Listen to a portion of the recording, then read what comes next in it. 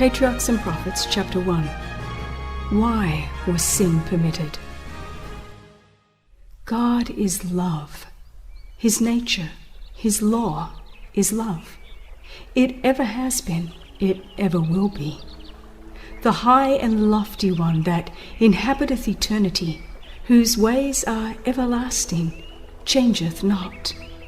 With Him is no variableness, neither shadow of turning. Every manifestation of creative power is an expression of infinite love. The sovereignty of God involves fullness of blessing to all created beings. The psalmist says, "Strong is thy hand, and high is thy right hand. Righteousness and judgment are the foundation of thy throne. Mercy and truth go before thy face." Blessed is the people that know the joyful sound. They walk, O Lord, in the light of thy countenance. In thy name do they rejoice all the day, and in thy righteousness are they exalted. For thou art the glory of their strength. For our shield belongeth unto Jehovah, and our King to the Holy One. The history of the great conflict between good and evil, from the time it first began in heaven to the final overthrow of rebellion and the total eradication of sin, is also a demonstration of God's unchanging love. The sovereign of the universe was not alone in his work of beneficence. He had an associate, a co-worker, who could appreciate his purposes and could share his joy in giving happiness to created beings. In the beginning was the Word, and the Word was with God, and the Word was God. The same was in the beginning with God. Christ, the Word, the only begotten of God, was one with the eternal Father, one in nature, in character, in purpose. The only being that could enter into all the counsels and purposes of God. His name shall be called Wonderful Counselor, the Mighty God, the Everlasting Father, the Prince of Peace. His goings forth have been from old, from everlasting. And the Son of God declares concerning himself, "The Lord possessed me in the beginning of his way, before his works of old. I was set up from everlasting. When he appointed the foundations of the earth, then I was by him, as one brought up with him, and I was daily his delight, rejoicing always before him." The Father wrought by his Son in the creation of all heavenly beings. By him were all things created, whether they be thrones or dominions or principalities or powers. All things were created by him and for him. Angels are God's ministers, radiant with the light ever flowing from his presence and speeding on rapid wing to execute his will. But the Son, the anointed of God, the express image of his person, the brightness of his glory, upholding all things by the word of his power, holds supremacy over them all. A glorious high throne from the beginning was the place of his sanctuary, a scepter of righteousness, the scepter of his kingdom. Honor and majesty are before him, strength and beauty are in his sanctuary. Mercy and truth go before his face. The law of love being the foundation of the government of God, the happiness of all intelligent beings depends upon their perfect accord with its great principles of righteousness. God desires from all his creatures the service of love, service that springs from an appreciation of his character. He takes no pleasure in forced obedience, and to all he grants freedom of will, that they may render him voluntary service. So long as all created beings acknowledged the allegiance of love, there was perfect harmony throughout the universe of God. It was the joy of the heavenly host to fulfill the purpose of their Creator. They delighted in reflecting his glory and showing forth his praise. And while love to God was supreme, love for one another was confiding and unselfish. There was no note of discord to mar the celestial harmonies. But a change came over this happy state. There was one who perverted the freedom that God had granted to his creatures. Sin originated with him who, next to Christ, had been most honored of God and was highest in power and glory among the inhabitants of heaven. Lucifer, son of the morning, was first of the covering cherubs, holy and undefiled.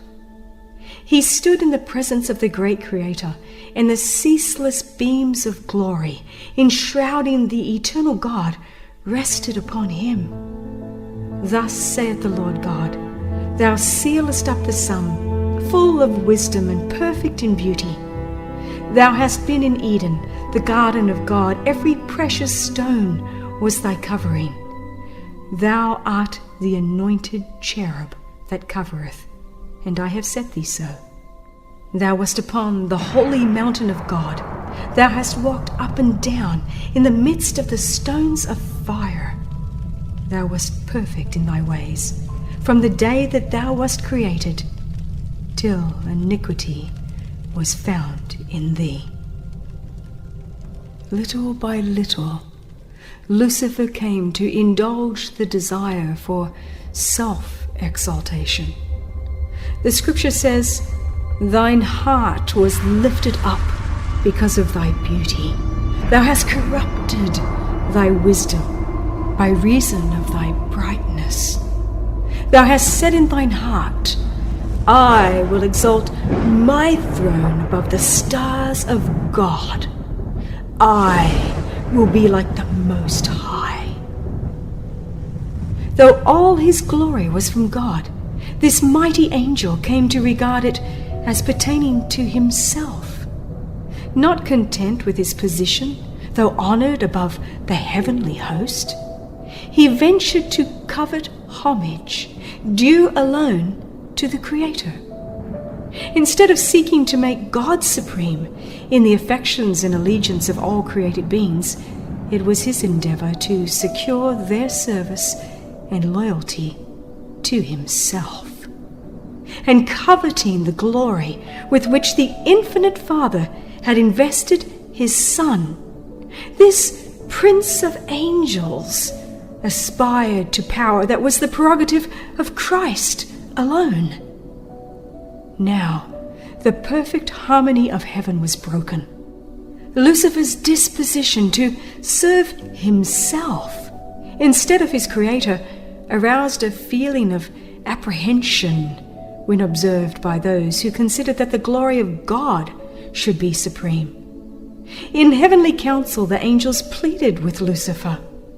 The Son of God presented before him the greatness, the goodness, and the justice of the Creator, and the sacred, unchanging nature of his law. God himself had established the order of heaven, and in departing from it, Lucifer would dishonor his Maker and bring ruin upon himself. But the warning, given in infinite love and mercy, only aroused a spirit of resistance.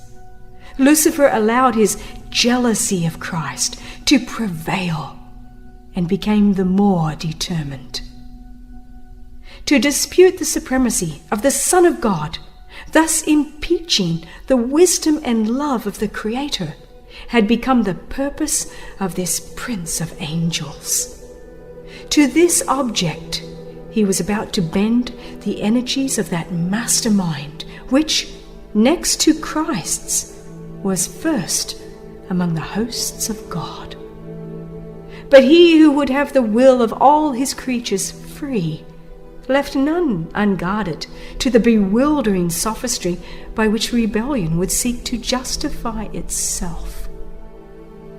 Before the great contest should open, all were to have a clear presentation of his will, whose wisdom and goodness were the spring of all their joy. The King of the universe summoned the heavenly hosts before him, that in their presence he might set forth the true position of his Son and show the relation he sustained to all created beings. The Son of God shared the Father's throne, and the glory of the eternal self-existent one encircled both. About the throne gathered the holy angels, a vast, unnumbered throng, 10,000 times 10,000, and thousands of thousands. The most exalted angels, as ministers and subjects, rejoicing in the light that fell upon them from the presence of the deity. Before the assembled inhabitants of heaven, the king declared that none but Christ, the only begotten of God, could fully enter into his purposes, and to him it was committed to execute the mighty counsels of his will. The Son of God had wrought the Father's will in the creation of all the hosts of heaven, and to him, as well as to God, their homage and allegiance were due. Christ was still to exercise divine power in the creation of the earth and its inhabitants. But in all this, he would not seek power or exaltation for himself, contrary to God's plan, but would exalt the Father's glory and execute his purpose of beneficence and love. The angels joyfully acknowledged the supremacy of Christ, and prostrating themselves before him, poured out their love and adoration. Lucifer bowed with them, but in his heart there was a strange, fierce conflict. Truth, justice, and loyalty were struggling against envy and jealousy. The influence of the holy angels seemed for a time to carry him with them, as songs of praise ascended in melodious strains, swelled by thousands of glad voices. The spirit of evil seemed vanquished. Unutterable love thrilled his entire being. His soul went out in harmony with the sinless worshippers, in love to the Father and the Son. But again, he was filled with pride in his own glory. His desire for supremacy returned, and envy of Christ was once more indulged. The high honors conferred upon Lucifer were not appreciated as God's special gift, and therefore called forth no gratitude to his Creator. He gloried in his brightness and exaltation, and aspired to be equal with God. He was beloved and reverenced by the heavenly host. Angels delighted to execute his commands, and he was clothed with wisdom and glory above them all. Yet the Son of God was exalted above him, as one in power and authority with the Father. He shared the Father's counsels, while Lucifer did not thus enter into the purposes of God. Why, questioned this mighty angel, should Christ have the supremacy? Why is he honored above Lucifer? Leaving his place in the immediate presence of the Father, Lucifer went forth to diffuse the spirit of discontent among the angels. He worked with mysterious secrecy, and for a time concealed his real purpose under an appearance of reverence for God. He began to insinuate doubts concerning the laws that govern heavenly beings.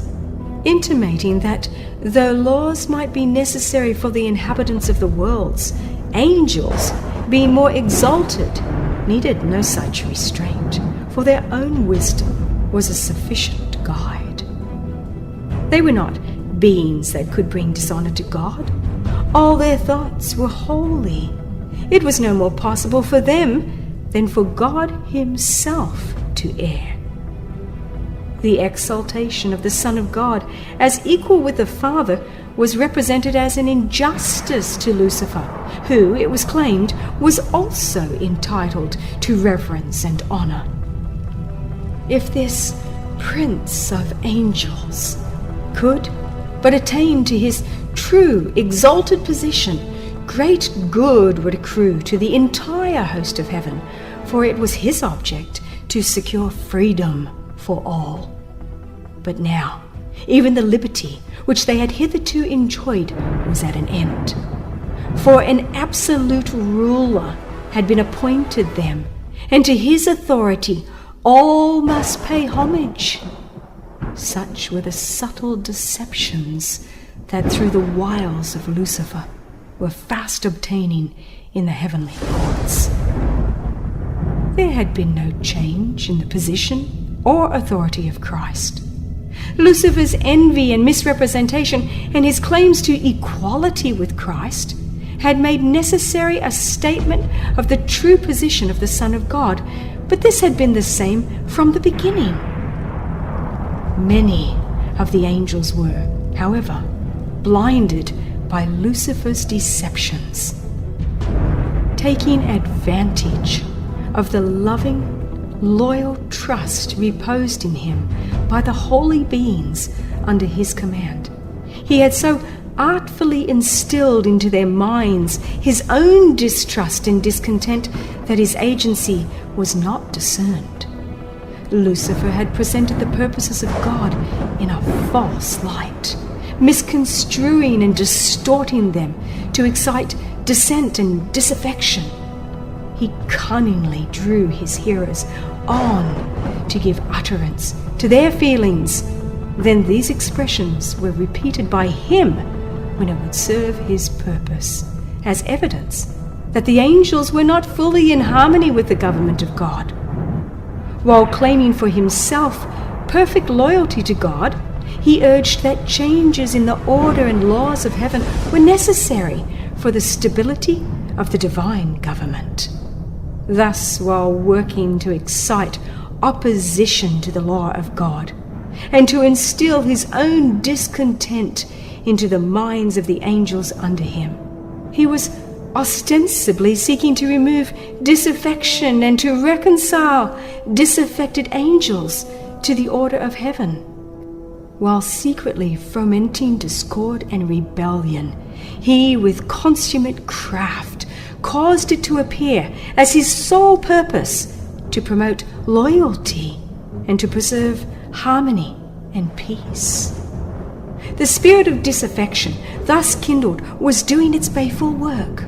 While there was no open outbreak, division of feeling imperceptibly grew up among the angels.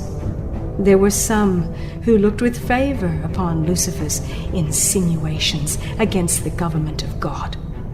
Although they had heretofore been in perfect harmony with the order which God had established, they were now discontented and unhappy because they could not penetrate his unsearchable counsels.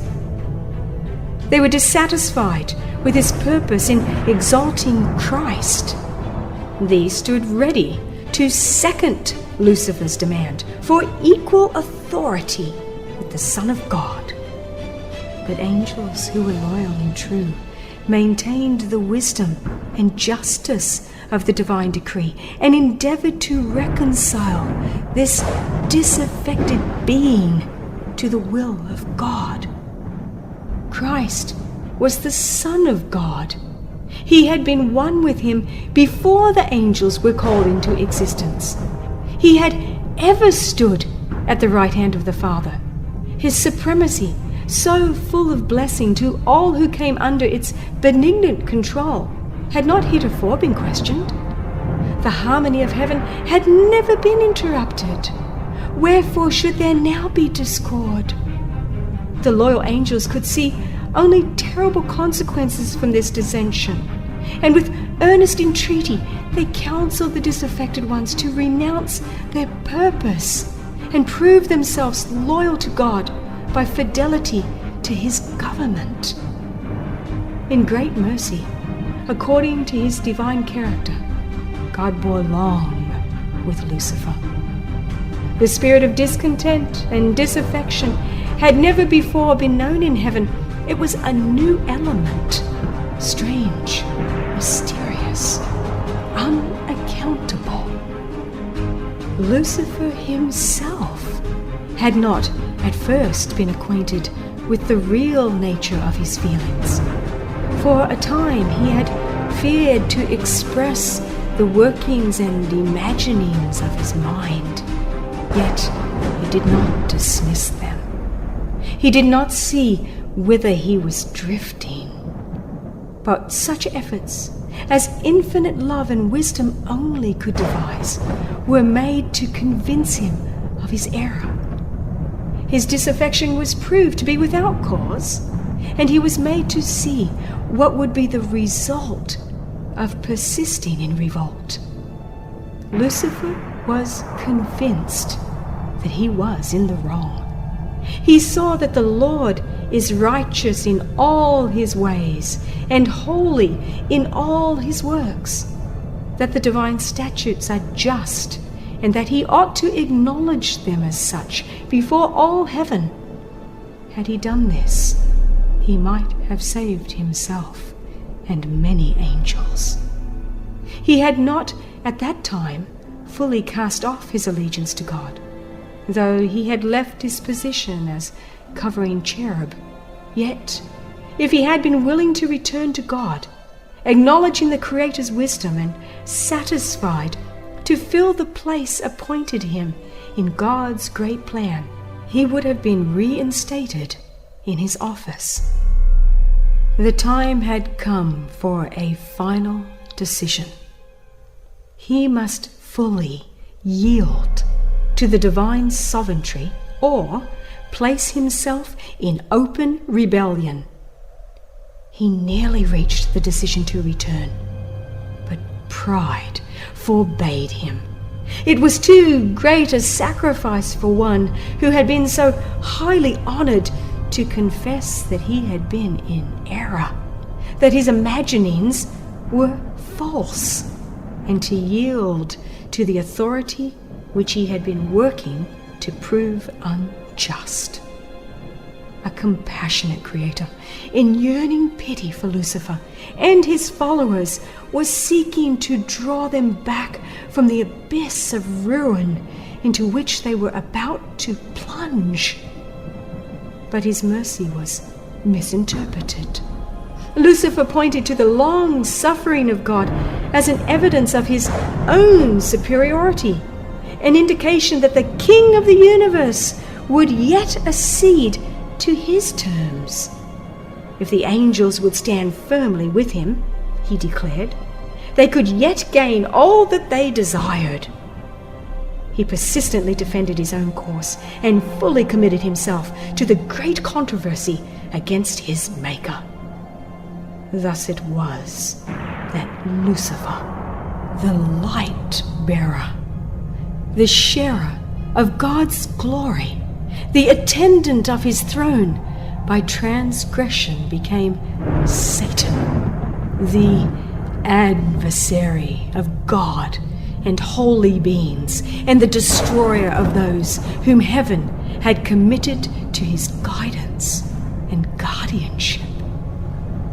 Rejecting with disdain the arguments and entreaties of the loyal angels, he denounced them as deluded slaves. The preference shown to Christ he declared an act of injustice both to himself and to all the heavenly host, and announced that he would no longer submit to this invasion of his rights and theirs. He would never again acknowledge the supremacy of Christ.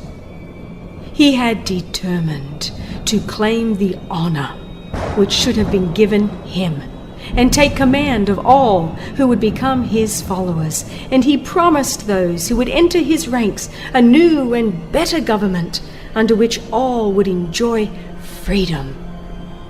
Great numbers of the angels signified their purpose to accept him as their leader. Flattered by the favor with which his advances were received, he hoped to win all the angels to his side, to become equal with God himself, and to be obeyed by the entire host of heaven.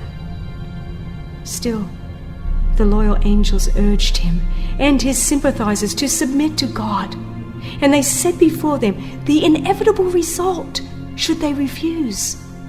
He who had created them could overthrow their power and signally punish their rebellious daring. No angel could successfully oppose the law of God, which was as sacred as himself. They warned all to close their ears against Lucifer's deceptive reasoning, and urged him and his followers to seek the presence of God without delay and confess the error of questioning his wisdom and authority. Many were disposed to heed his counsel, to repent of their disaffection, and seek to be again received into favor with the Father and his Son. But Lucifer had another deception ready. The mighty revolter now declared that the angels who had united with him had gone too far to return, that he was acquainted with the divine law and knew that God would not forgive. He declared that all who should submit to the authority of heaven would be stripped of their honor, degraded from their position. For himself, he was determined never again to acknowledge the authority of Christ. The only course remaining for him and for his followers, he said, was to assert their liberty and gain by force the rights which had not been willingly accorded them. So far as Satan himself was concerned, it was true that he had now gone too far to return. But not so with those who had been blinded by his deceptions. To them the counsel and entreaties of the loyal angels opened a door of hope, and had they heeded the warning, they might have broken away from the snare of Satan.